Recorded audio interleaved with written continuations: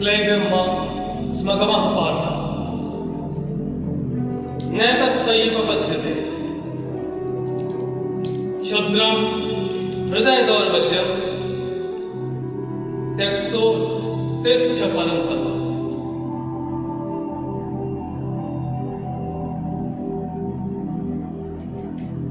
अध्याय 2 के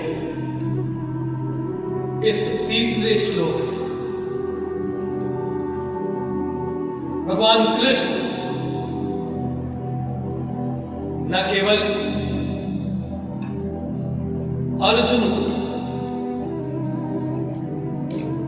अपितु संपूर्ण जगत को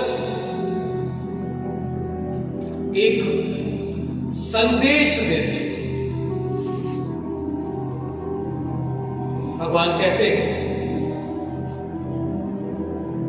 क्लैव्यम्मा स्मगमः पार्थ, पार्थ अर्जुन को संबोधित करके प्रभु बोलते हैं। भगवान कृष्ण कहते हैं हे प्रथापुत्र अर्जुन, पार्थ क्लैव्यम्मा इस प्रकार की नपुंसकता को प्राप्त मत हो। ये नपुंसकता शारीरिक नपुंसकता नहीं,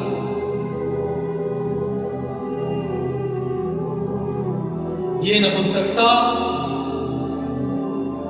मानसिक एवं वैचारिक है।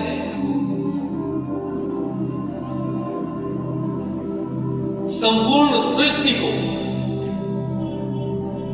आज्ञा है भगवान श्री कृष्ण की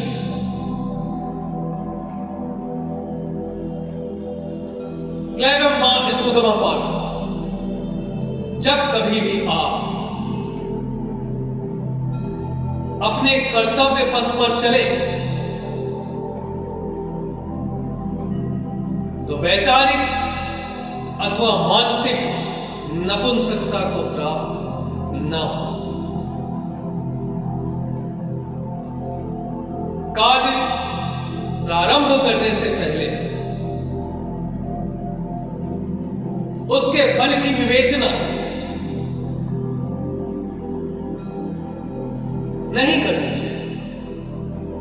यदि कोई अवसर धर्म के अनुकूल आपके सम्मुख उपस्थित है तो बिना कर्म किए यह निर्धारित कर लेना कि इस कर्म का कोई फल नहीं निकलेगा,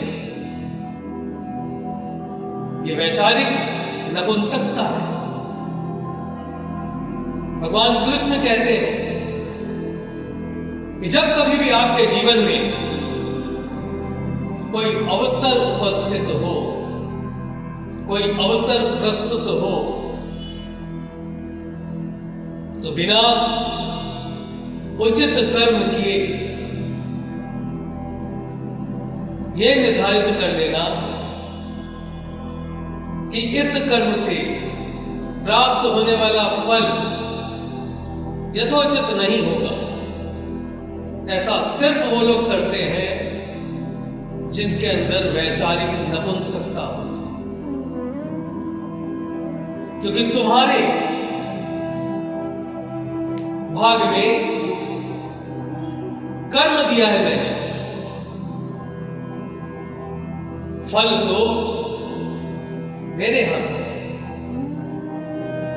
भगवान कृष्ण कहते हैं कि तुम्हें सिर्फ कर्म करना, उसका फल तुम्हें क्या मिलने वाला है ये मुझ पर छोड़ो और यथोचित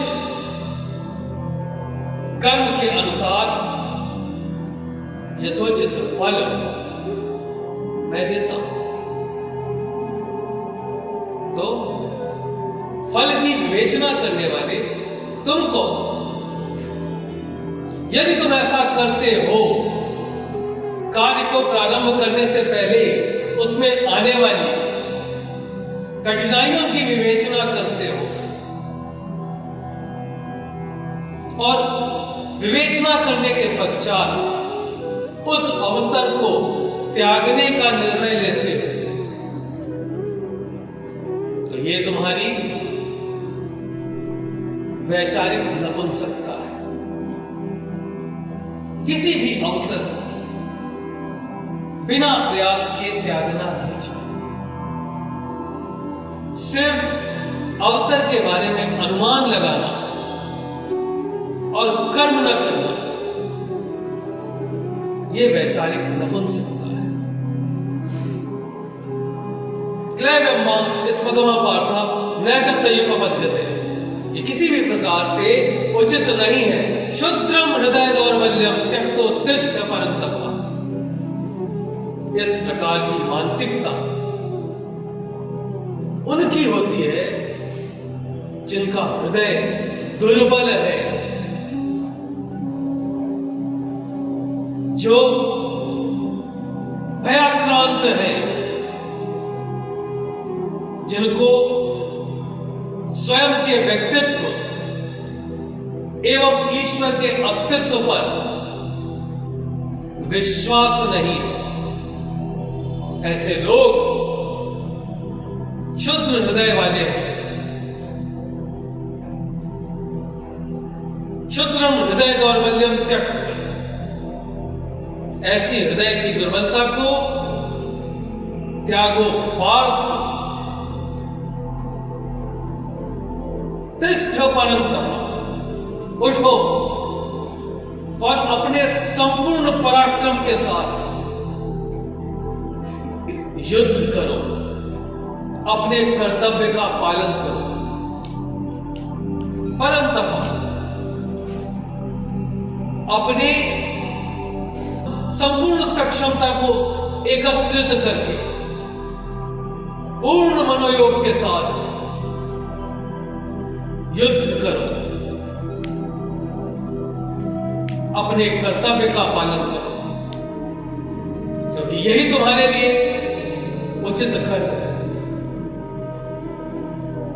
और यदि तुम कर्म करने से ज्यादा समय अवसर की विवेचना पे लगा देते हो,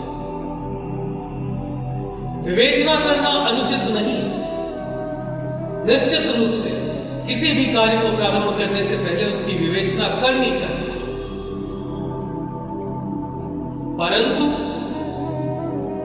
किसी भी अवसर को प्राप्त करने के बाद यह सोचकर कि इसमें परिश्रम ज्यादा है और फल बहुत कम,